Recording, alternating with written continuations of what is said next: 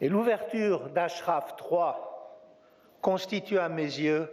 une fantastique victoire quand je me souviens de tout ce que vous avez souffert à Ashraf I, Camp Liberty et tout ce qui pesait comme menace sur vous. Il y a une victoire ici qu'il faut célébrer car elle est le résultat de vos luttes. La victoire, à mon avis, c'est non seulement l'ouverture du camp et la réinstallation des gens d'Ashraf,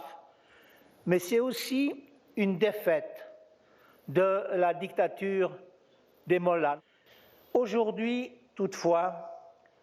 je crois que la situation évolue de plus en plus. Tout le monde reconnaît votre qualité et votre légitimité d'opposant,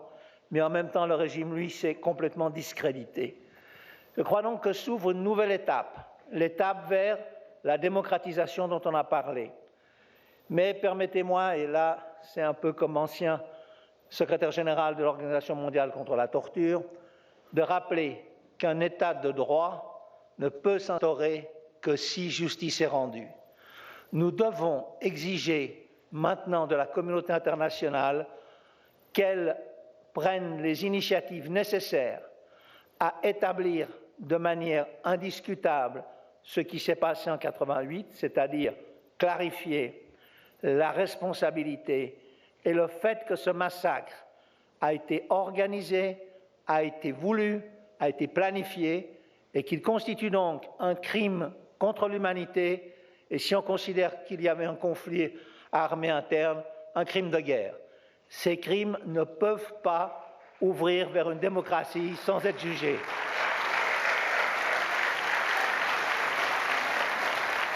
C'est pourquoi je pense que l'étape qui s'ouvre aujourd'hui,